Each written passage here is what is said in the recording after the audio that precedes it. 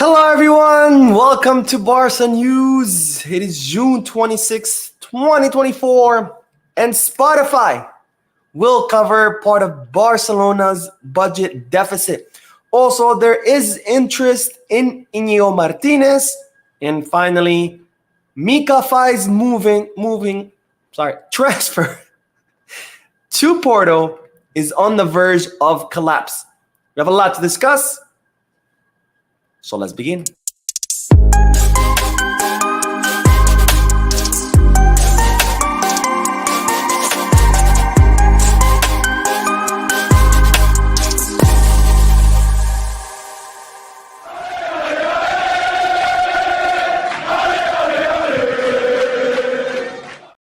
Hello everyone, welcome to the channel. My name is Mo and this is the Barca News live podcast, which is on every Mondays, Wednesdays, and Fridays at 6:30 p.m. Eastern Standard Time. Today we are starting a little bit late, but as you know, during the podcast, not only do I get to share Barcelona news, but I also get to interact with you lovely people in the chat section by reading your comments out loud, answering your questions, and get a discussion going. For those of you who will be watching when the podcast ends, I will be putting timestamps in the description and chapters in the timeline in case you do want to skip through that discussion. Now, having said all that, don't forget to hit that like button, subscribe to the channel, and drop a comment. And if you are looking for any Barcelona jerseys or merchandise, including this pretty cool shirt, make sure you hit the kit bag, where if you click on the link, you get special access to special offers and discounts. If you want to place any sports bets, not just some Barcelona matches, Euros, Copa America, baseball, basketball, UFC, you name it, you can head to Bet Us, where if you click on the link, you do get, I think it's $100 for free to bet on any match or whatever. And both links for Kickback and Bet Us are in the description. Now let's begin with the news, because today there's a lot exciting news. Starting with the news about Spotify, because Spotify will be covering part of Barcelona's budget deficit. Now, as you know by now, Barcelona have a deficit in their accounts because that missed payment by Libero, where they were supposed to pay 40 million euros by December for the purchase of a portion of Barca Vision, which Libero did not pay, and as a result, Barcelona sued. There's a second payment that's supposed to be made on June 30th, which Libero, of course, are also not going to be paying. So Barcelona do have a budget deficit that they need to cover in order to achieve the 1-to-1 rule. And as I explained in yesterday's video, Barcelona will be meeting tomorrow. The board of directors will be meeting tomorrow in order to ratify a new agreement where they're going to be selling the entire portion of Barca Vision that belonged to Libero to a new investor. And this investor will cover the deficit, allowing Barcelona to achieve the 1-to-1 rule. But up until today, we did not know who that investor was, and well, now it's been leaked. And it seems it's not a European firm, it's an American company, and it is no other than Spotify. Our biggest sponsor will be buying part of Barca Vision, covering Barcelona's budget deficit, and helping Barcelona achieving the 1-to-1 rule. Now, Spotify are not going to be directly buying that portion of Barca Vision. They're going to do it through an American investment fund. So they're going to use a fund to buy that part of Barca Vision that belonged to Libero. They will be covering the budget deficit, and as such, Barcelona will be able to sign freely during this summer transfer market. Now, Barcelona have already submitted all the paperwork to La Liga. They're saying that it might take La Liga a bit longer to go through all the paperwork. So it seems that by June 30th, which was the deadline to submit everything, and then when La Liga issues the new financial fair play for each club, looks like La Liga might not be able to finish reviewing all those documents. So we might start July 1st under the not under the 1-to-1 rule, but since the paperwork has been submitted, since the deal will be ratified, once the paperwork gets approved, then Barcelona will go under the 1-to-1 rule, maybe the first week of July, maybe the second. We don't know how long it will take, but one thing is for sure, Barcelona will reach the 1-to-1 rule as soon as La Liga checks out all the paperwork, approves it, which they're expected to approve it, but of course it takes them some time to go through everything. But Barcelona were, again, achieved the 1-to-1 rule, and it's thanks to no other then Spotify, who are coming into Barcelona's rescue, helping Barcelona cover that deficit that the Germans left in our budget. Now, Laporta did had offers from investors in Saudi and investors in Qatar. It seems that Laporta rejected all those offers because he wanted to work with people that he knew. And well, who better than Spotify, who are already Barcelona's main sponsor, biggest sponsor. They have signed with Barcelona for 5 years. So great news there, because again, Barcelona will be under the 1-to-1. We have a investor that's a trustworthy investor that we've been working with them. We already had a great deal and great relationship with them. And now we're going to have another sponsorship. Well, not really sponsorship, but another, business dealing with them through Barca Vision. So really great news to start this podcast. Like I said, I always like to be the bearer of good news. But now, to make this podcast even better, let's head to the chat section, read you guys' comments, see what you guys are thinking about this and everything else. And then we will talk about Ronald Araujo's contract renewal, because there is news on that front. All right, let's start with David, who says, is there a standard equation to determine a side's salary margin, or does La Liga just pull figures out of their teb ass? Yes, it is. There is an equation. It's a very complicated equation that takes into consideration all kinds of things: how much money the club made, how much money the club spent, whether there was any losses, were there any amortizations that they haven't paid yet, player salaries, etc. There's a lot that goes into the equation. A very complicated thing. That's why clubs always hire people who are very knowledgeable. Of course, our expert in this was Matteo Alemani. He's the one who helped Barcelona navigate the transfer market when Barcelona had a terrible financial fair play, when we were under the 1-3 rule, then we were under the 1-4 rule. So Alemani was kind of our expert there. But yes, there is a standard equation that applies to all the clubs. And that's why I said by June 30th, that's when all clubs submit their paperwork, their financial paperwork. La Liga goes through it, and based on each club's paperwork, what they submit is that each club gets assigned, a wage limit, and they know how much margin of financial fair play they have to sign players, register players, etc. All right, let's see. Klaus, my man Klaus, who says, I want that sweet 15 million. Wait, which 15 million are you talking about? Mika Faye? If you're talking about Mika Faye, I do have some news about that, which I will discuss later, so I don't want to get ahead of myself. And Meisterwork, new name I see, says, what's up, my brother? I hope you had a great time at the match, but I honestly fell asleep. I had a really good time at the match. I thought it was a good match. I know there wasn't a lot of goals, except for Lautaro's goal, but I think it was a very even match. And that's what I'm liking about Copa America so far. A lot of the matches are very even. There's not a lot of, you're not seeing just complete routes, teams routing other teams, 5-0 or something.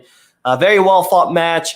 It was definitely different to see it that up close. I was very close to the pitch. I was like the 6th row, right by the center line. Really cool experience. And the best experience, again, I got to see Messi. For those of you who didn't watch yesterday's video, I had access to a part of the stadium. It was a lounge. They had a glass wall that you could see into the tunnel where the players pass. So I was there. I saw Messi. I saw him 3 times. I saw him when he left the locker room to go warm up. I saw him when he came back from the warm up, and then I saw him again when he left to begin the match in the full uniform. And I was literally like 2 inches away from him. Like, this was me. There was a glass, and on the other side glass was Messi. In one of those, when he was coming back, because there was a lot of people there, he actually waved at us. It was really cool. I've actually never seen Messi play. I went to 2 matches where I was supposed to see Messi play. In both matches, he got injured.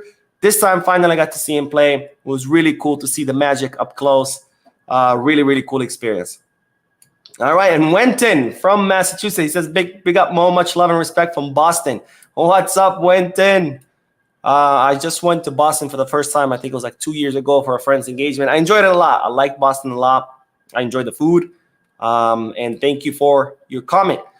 All right, one more, and then we'll head to the next bit of news. But it says, if you do good, says, good evening. It's me, Emmanuel. Great work. The love is deep. Thank you, my friend. Emmanuel is always on all the live streams, always leaving comments on the videos, leaving comments in the chat section. So thank you for your support, my friend.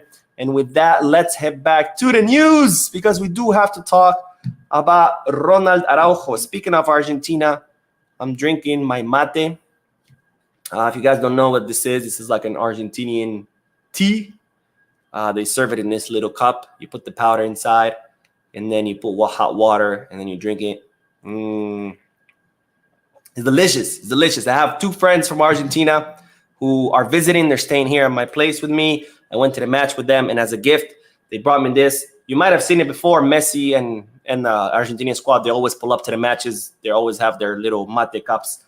And so does Uruguay because they also drink in Uruguay. But anyways, let's get back to the news because we do have to talk about Ronald Araujo because his renewal is still not moving. Now, we know Barcelona want to renew Ronald Araujo. Their number 1 priority is to renew Araujo. He's an incredibly important player for the club. And Barcelona sent him a renewal offer several months ago, which he has yet to reply to. Now, this has perplexed the club. The club don't understand what's going on. They are surprised that this negotiation is not as easy as they expected it because Ronald Araujo has always said that he loves Barca, that he wants to continue at Barca, that he loves living in the city of Barcelona. So he's always been a man of the club. And Barcelona expected this renewal to be easy. You know, here's a renewal, sign it. Okay, cool. Everybody go home. Everybody's happy. So they're very surprised that Ronald Araujo has been taking them this long to renew. And especially because Xabi is now gone. Because we know Araujo had a rift with Xabi towards the end where, you know, someone leaked to the locker room the list of players that Xabi wanted offloaded in the summer. And on that list, there was Araujo's picture with a question mark. When Araujo saw that, he did not like that one bit. So there was a rift between him and Xabi. But now that Xabi is gone, the club are still surprised that Ronald Araujo, you know, is not accepting the renewal. Because before, you could understand, okay, yeah, he loves the club. He wants to stay at the club. But the coach, you know, doesn't believe in him or whatever. But now that coach is gone. And Hansi Flick wants Araujo to stay. Hansi Flick considers Araujo a key piece of his project or his future project. So they are surprised that Araujo is not responding. And now they have sent him an ultimatum. They have told Araujo the offer renewal, the renewal offer that we sent you, it's final. It's non-negotiable. You either take it or you leave it. Because we know that it seems that Araujo is kind of upset about the salary that they offered him. You know, when he renewed last time, I think it was 2022, if I'm not mistaken, he accepted a low salary because he understood the club's financial situation. And the club promised him that once they renew him again, they were going to give him a higher salary to kind of compensate, which they have, Barcelona have, but Araujo was expecting an even higher salary. Now, how much are Barcelona offering Araujo? They're offering him about 7 million net. So 14 million gross, because half goes to taxes. 7 million net, which is how much Jules Koundé makes. So Barcelona is saying, look, we're putting you at the same level with Koundé, 7 million. That's what we can afford. That's what we can offer. It's final, non-negotiable. You either accept it or you leave it. If you want to make more money, you can go somewhere else because you know the club's financial situation and there's not going to be more money. Now, I have to say, I want Araujo to stay. I think Araujo is our best defender. I think he's one of the best defenders in Europe. I want him to stay. But I think what Barcelona are doing is correct. I think Barcelona should take the stance with every player. Be like, look, this is how much we can offer. We're not PSG. We're not Manchester City. We don't have an unlimited funds that comes from oil money. This is how much we can offer you. This is how much we think it's fair. You either take it. If you want to make more money, there's a door. That's what happened with you. Barcelona sent him 2 renewal offers. He wanted more money. There's a door. You can go make more money at Chelsea in that mess of a project. So I think this is the correct attitude that the club are taking with Araujo. We'll see how he will respond. I'm sure we're not going to hear anything until the Copa America is over, or at least until Uruguay is knocked out. We'll see, but that's where Araujo's renewal stands. Final offer, non-negotiable. You either accept it. If not, there's a door. You can go to another club that's willing to pay you more. All right, let's get back to the chat section, and we do have a donation. Meisterwork, my friend, thank you so much for your donation. Meisterwork is always donating to the channel. Also, he's a member of the channel, and he's always watching all the videos, the live streams, leaving comments. Total support of the channel. Thank you, my friend. A million times thank you. But he says, let's be honest. My name changes are a punchline at this point. Another one will be coming in 10 days. And I'm promising myself it'd be my last. I change names on feelings at the moment, just like underwear. Well, hopefully you're changing your underwear regardless of your feelings. I think that's a good hygienic rule. But thank you for your donation again, and thank you for your comment. And then I'll be looking forward to your new name. All right, let's see what else. Stanley says, finally watching a live podcast. I'm excited on how the team will look under Flick. I favor the 3-2-4-1 system for next season. Shout out to Laporta for bringing Barca to the 1-1 rule. Pizca Barca. Thank you, Stanley. Stanley is from New Jersey. He used to always watch the live streams. We missed you. I'm glad you're back. Thank you for your comment. And yes, shout out to Laporta for bringing Barcelona to the 1-1 rule after many, many seasons that we weren't under it. I think Laporta's doing a fantastic job as when it comes to, rescuing the club financially, putting us back on track. I'm really, really happy about that. I know a lot of people were like, oh, Laporta out, Laporta out. I think we need to stop being so fickle where if Laporta, does something we don't like, immediately we want him out. And then the next day he does something we do like and we want him back. I think we need to appreciate the work he can do. I don't think we could have had a better president to navigate us through this financial crisis, especially because Laporta already has an experience in this. When Laporta became president back in 2000, the club was already going through a very dark period, both financially and sporting-wise. We hadn't won anything in a very long time. The club's finances were a mess, and Laporta was able to navigate that, get us out of that financial mess, put us back on track. And then, of course, we know he built the best Barca in history with Pep Guardiola and players from La Masia, such as Messi, Iniesta, Xavi, etc. So he definitely has experience. I just wish Laporta would, delegate more and keep his hands more out of the sporting project. I think he meddled a lot when Xavi Hernandez was the coach. Maybe part of that was Xavi's fault. I think Xavi should have been more stern and say, look, this is my team. You can make administrative decisions, but you need to respect me. I did not like, especially when Laporta used to go to the locker room a lot, to talk to the players. I think Xavi should have drawn some boundaries and said, look, this is my locker room. Only I get to talk to the players. If you want to say something to them, we can talk outside, in your office, whatever. You can tell me what the message is, and I'm bringing it to Xavi, and I give you the message. I think that's how it should be. Hopefully, Flick will do that. I'm sure he will. Flick is a very serious man. I'm sure he'll draw lines. And it looks like he is, or maybe it's just a club decision. But, we are hearing reports that only Flick and Deco will be involved in the decisions regarding players on who to sign, who to offload, etc. Laporta's backing away. I don't know if this was Flick who came in and said, look, it's just going to be me and the sporting director, or if this was Laporta learning his lesson and learning to stop meddling with the team because, after all, that's what the coach is there for, and that's what the sporting director is there for, right? You need to stick, even if you're the president, you need to stick to your duties, just like in a country. Yes, you have the president who rules everything, but you still have a minister of defense. You have a minister of the interior because you need to delegate and you need to put people who are professionals who know how to do that job and let them do the job. You can still oversee it. You can still be like, all right, what are we doing here? What are we doing there? But you still need to give them their job. It makes no sense to have a coach, to have a sporting director if you're just going to make all the decisions. But anyways, no more rambling. Let's see. Triple X says, what did Mo say about Spotify? Someone fill me in. They're going to cover part of the budget deficit that Libero left in our budget. And Trini Kobe says, Trinidad is watching Mo, Best Barca Podcast. Thanks for the consistency and commitment in bringing us news. Thank you, my friend. Yes, Trinidad and Tobago is always in the house. There's always at least one person from Trinidad and Tobago. I hope to visit you guys' country one time, once in my lifetime at least.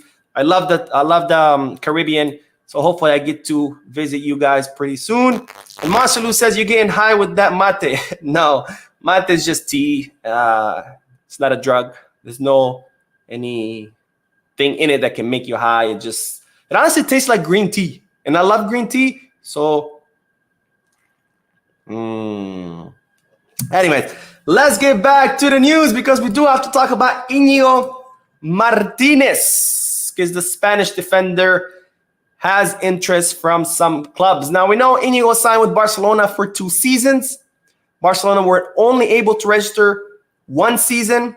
That means right now Inigo is not registered for the next season. And Barcelona will have to make room on their wage bill to register Inigo. Of course, once we reach the 1-to-1 rule, once we close all these deals, Libero, Nike, well, not Libero, Barca Vision, Nike, then we'll be able to register him. And but given the fact that, you know, there's whole impasse about whether he's going to be able to get registered or not, he has drawn attention of other clubs, because other clubs are like, wait a minute, is he going to stay? Is he not? If he's not, maybe we can sign him. And it's reported that clubs have been reaching out to his agent in order to see whether Inigo would be available, whether he would be able to make a move. And amongst this club, one is in La Liga and another one is the Serie A. The La Liga club is Atletico de Madrid. Atletico Madrid are interested in signing Inigo. They've reached out to his agent to see what are the possibilities of signing him. Of course, I think Inigo would be a great addition to Atletico Madrid. He's a very, very solid defender, physical defender, a defender that, you know, fearless defender, your classic kind of old school defender, and that's what kind of Atletico Madrid like. Not that I'm saying he doesn't fit in Barca. I think he's a great addition to Barca. He brings something to the Barcelona defensive line that no other defender that we have currently brings, not to mention his experience and his leadership. And the other club that is now interested in Inigo Martinez is Inter Milan. And the reason why, because it looks like Newcastle are about to make a 50 million euro offer for Tomori, for Inter Milan's Tomori. And it looks like Tomori will make the move to the Premier League.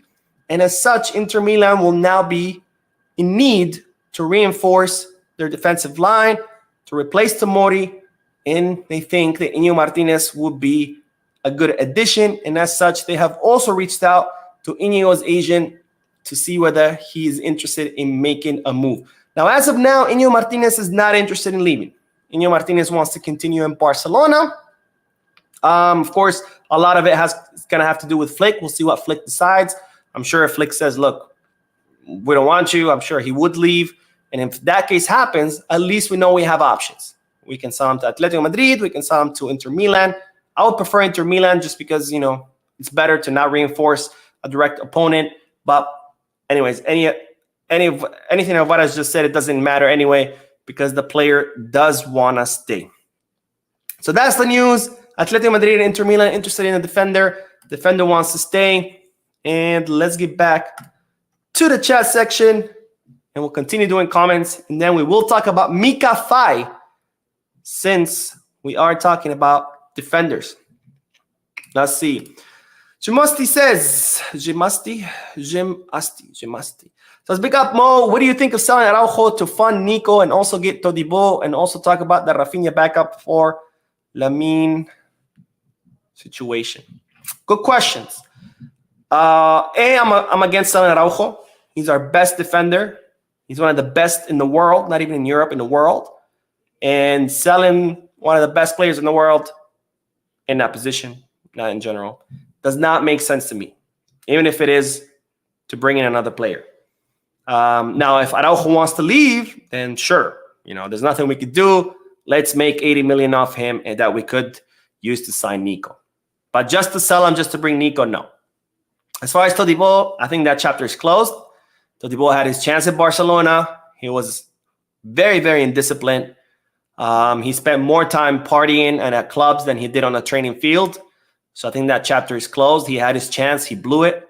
He's even recognized it in interviews.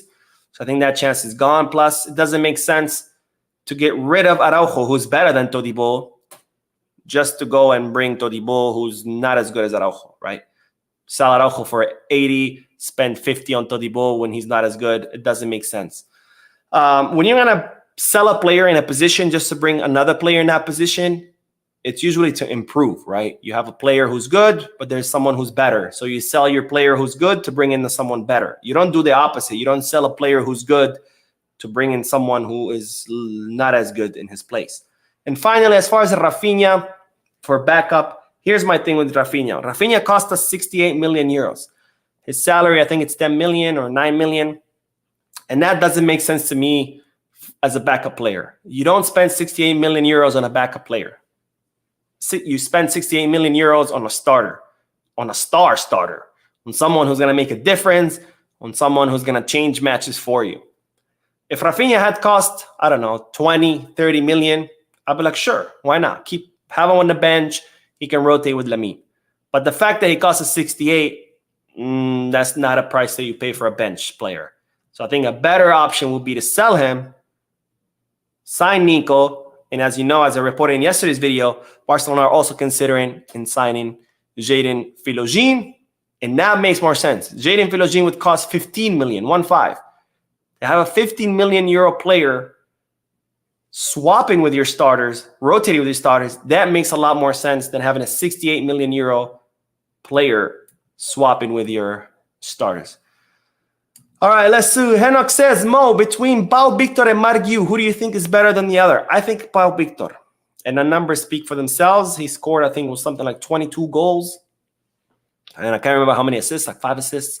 Plus, he's been the starter center forward versus Margiu has been more of a bench player, someone that comes off during the final moments. I think Pau Victor is better. Like I said, would have been nice for Margiu to continue, sure. But the fact that he left is not a big loss because he was never, and you can ask any coach at La Masia, he was never a player since he was a kid. So he joined La Masia at 7. So he's been in La Masia for 11 years. And no one at that point, no one during those 11 years was there, any coach in La Masia who said, wow, Margiu is going to be one hell of a star. Like, they thought he was good. They thought he had potential, but it was never like Lamine Yamal or Cubarsí or Marc Casado. Sorry, not Marc Casado, Marc Bernal. It was never like that. It was never like, wow, this guy's showing like so much potential. He's going to be a star. It was never like that. So it's not a big loss. You know what player does show promise like that looks like he's going to be a big star is Oscar Gistao, which I reported about yesterday's video, who has agreed to extend his contract until 2027. That's a player who the coaches in the academy are saying, wow, this guy is going to be like big time. He's going to be the future center forward of Barcelona. That would have been a loss had he not renewed. Margiu, not so much. And like I said, I think Pau Victor is better, and he's only going to cost 3 million. Oh, well, he's actually not going to cost anything because most likely it's going to be a swap deal. Romeo to Girona, Pau Victor to Barca. All right. Let's see. Let's get back to the news. We got one last bit of news, and then we'll do a lot more comments. But let's talk about Mika Faye because his move to Porto is on the verge of collapse. Now, as I reported before, I think it was yesterday, maybe the day before, it looks like Mika Faye was headed to Porto. The player had agreed to move to Porto. The player's agent had traveled to Portugal to negotiate the transfer, and Barcelona were expecting a call at any moment from Porto to say, hey, we're reaching an agreement with the player. Let's sign the transfer paperwork. Let's get an agreement done. We'll pay you your 15 million euros. Plus buyback, we'll include the buyback clause, and we'll make this done. But the call never arrived. And the reason for that is that Porto also have financial problems. They have financial fair play problems. They have to wait something until July 1st or something to figure out their finances. So it looks like they're not going to be able to complete the deal now. And even once July 1st comes around, looks like Porto might not even be able to pay that entire 15 million euros. They might only be able to pay between 8 to 10 million euros, which right now I'll tell you that is not acceptable. Barcelona are not going to accept 8 to 10 million. Barcelona want 15. You either pay the 15 or you don't get the player. And it looks like Porto cannot pay the 15 right now because they have to wait, nor are they going to be able to pay later. Again, they can only afford to pay 8 to 10, and that is non-negotiable for Barca. Barcelona are not going to accept 8 to 10 for Mika Faye, so his move is on the verge of collapse, despite the player approving this move and despite his agent meeting with Porto yesterday in Portugal, or in the city of Porto, I guess. So, as far as Mika Faye, it looks like he could end up staying, which is what Barcelona wanted this whole time. I know a lot of people were commenting, oh my God, I can't believe Barca letting him go. I can't believe. Look, this was never Barcelona's plan. Barcelona's plan was always to keep Mika Faye. They promised him that he would participate in the preseason, the whole preseason with the first team, because Flick wanted to try him out, but he wanted more. He wanted guarantees of first team spot and minutes, and Barcelona could not do that because, again, Flick just arrived. They cannot tell the guy, okay, yes, first team next season, you're going to be playing, and then Flick comes back and he's like, yo, I tried this guy out. I don't think he's ready. And then Barcelona are like, oh, we look stupid, right? So Barcelona was like, look, we have a new coach. Do the preseason with him. If he likes you, perfect. You're a first-team player. But Mika Faye and his agent, they wanted more. They want guarantees right away. So they were like, we're going to leave. Barcelona said, okay, leave. But now it looks like he's not going to be able to leave because Porto cannot pay for him. And he looks like he's going to end up staying, which, again, is what Barcelona wanted from day one. All right, let's do the comments. That was all the news for today. So let's do comments. Let's do several comments. And then there is going to be another video coming out after this. More news in that video. It's crazy, man. Covering Barcelona, I never thought it would be this much news. Like, you're like, how much news can really come out of one club? You'll be surprised once you start covering Barcelona. But I don't care because I love it. I love covering Barcelona. I love talking about Barcelona. I love talking to you guys. So let's do it. But before, let me take another sip of my mate. Let's see. Not the gamer says, sorry, I'm a little late. Unacceptable. I'm kidding. Thank you for joining, my friend, and thank you for your comment. And Klaus says he won't play at Chelsea. That boy is deluded. Yeah, I mean, as soon as Margiu arrives in Chelsea, Chelsea are going to loan him out to Strasbourg. So I don't know what he was thinking, but whatever.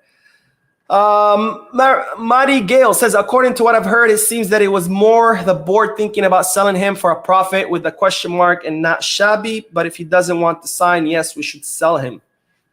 As far as I know, Barcelona did not have a plan to sell Araujo. I'm guessing you're talking about Araujo. Because otherwise they wouldn't have sent him the renewal offer. The renewal offer went out to Araujo, I think, if I'm not misremember, I think back in March. If Barcelona didn't want to renew Araujo, they would have just been like, put him on the market. You wouldn't bother negotiating with the player, drafting a contract, send it to the player if you're just going to sell him, right? Let's see. GT Maestro says, wow, my first time catching a live. Best wishes from Port Harcourt. I hope I said that right. Nigeria. Mo, I think Barca should sign you for the left wing. Would save ourselves a ton of money. Yeah, I mean, I would go for free, but I suck, so I don't think I'm going to be much of help for Barca. But I'll take it. Hey, if they want to sign me and, you know, I can hang out with all the players in the locker room and in training and get to travel with the team and, you know, go to stadiums and get paid a few million euros, you know, I'll be very, very happy. But what's called? I don't think I'd be much of help for Barca. Not only am I not a professional player, but I never played on the left wing. But I did when I did play, I played as a left back. Even though I'm not left-footed, I was a right-footed left back. Well, I was actually more of a wing back. So I guess maybe I could play as a left wing. I was more of a wing back. I used to press a lot, and then I would just cut in since I wasn't left-footed to either make diagonal passes or crosses or shoot at the goal. But I never played as a left winger. And there was a short period where I played as a goalkeeper. But that was very short, thank God. And then I went back to being a left back. FCB Peskin says, hi, Mo, talking from America. Who do you think are Barca's top three most likely signings and departures? Good question. Departures, let's start with that.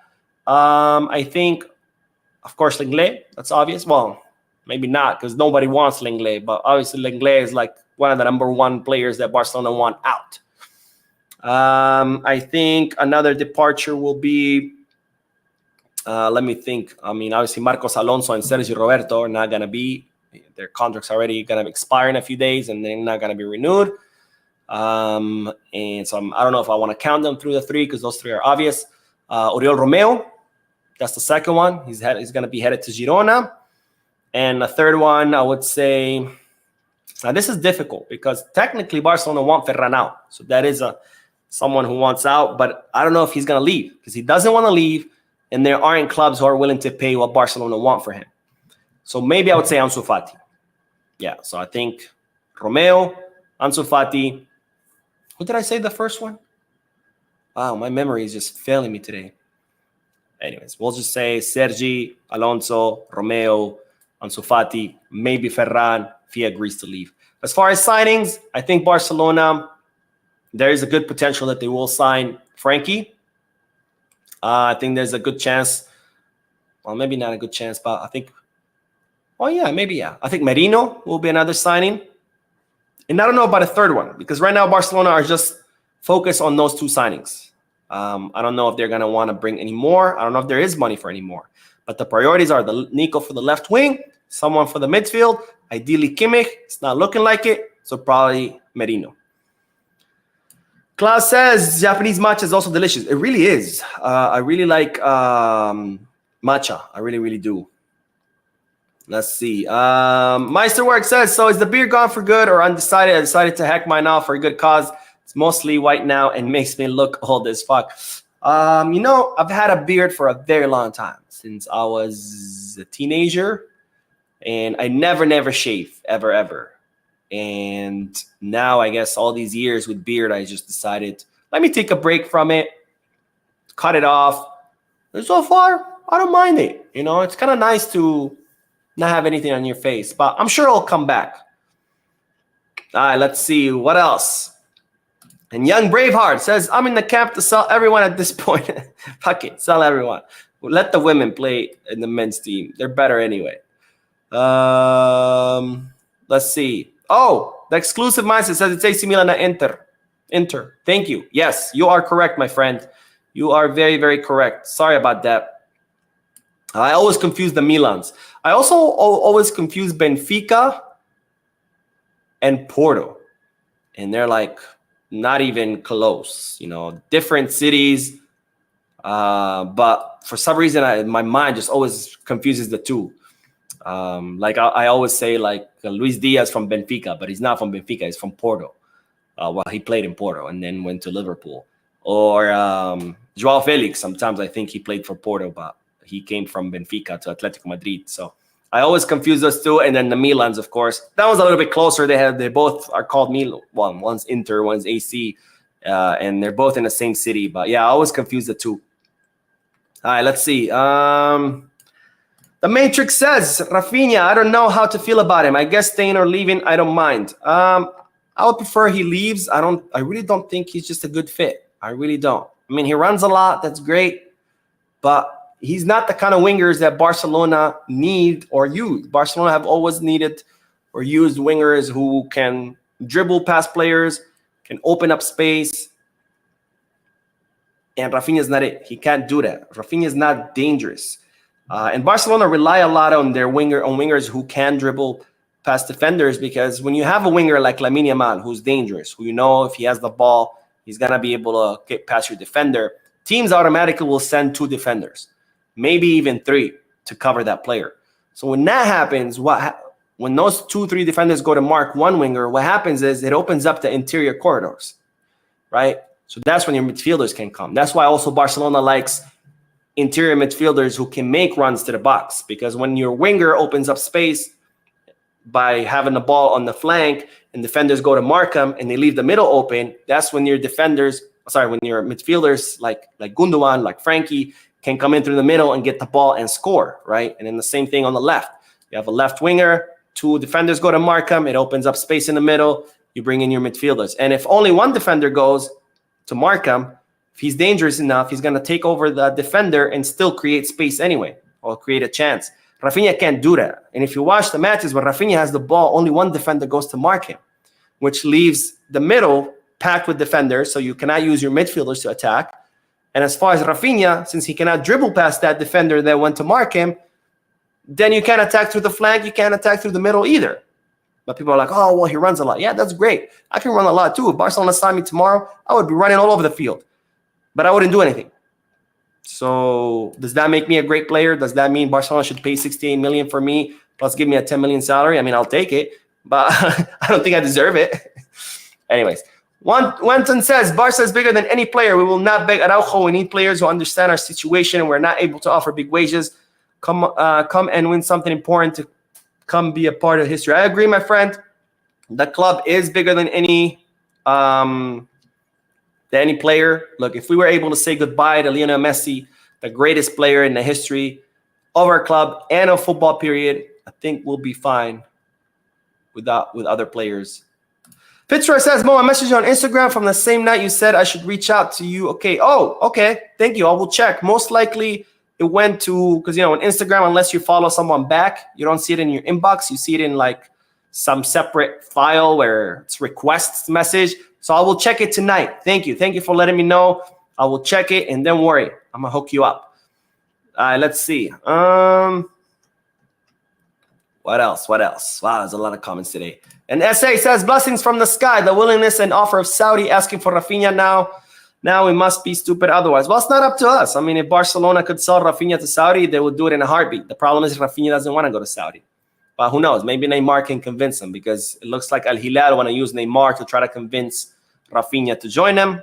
Maybe it works, hopefully. I mean, we could definitely use this 60 to 80 million euros because with that, we can sign Nico, which Nico's a more priority because Rafinha's a right winger. Nico's a left winger. We don't have anyone for the left. So I'd rather sacrifice an extra right winger who's not even that good to bring in the left winger. That makes more sense to me. Marcel says, why are you in favor of selling Rafinha?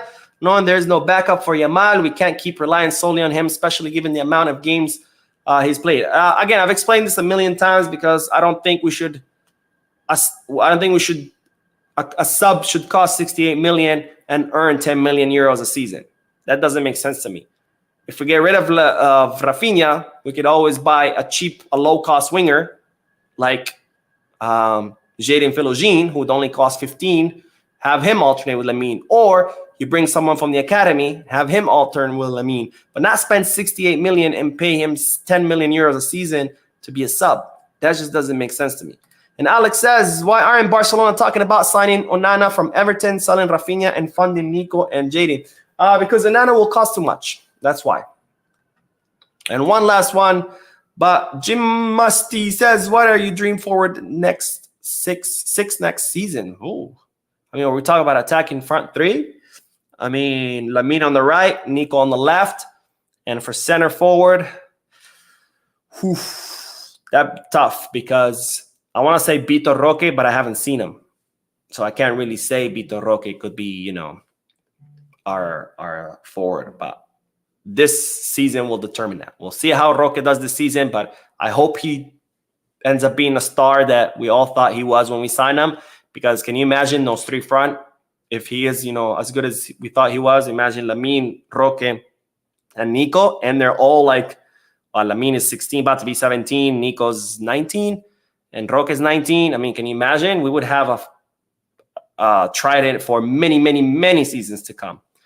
But anyways, all right, that is all, ladies and gentlemen. Thank you for tuning in. Thank you for your comments, donations, subscriptions, for your likes. You guys are absolutely amazing.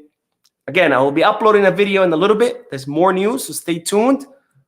Don't forget to hit that like button, subscribe to the channel, drop a comment. All this helps this channel continue to grow. And as always, Visca Barça.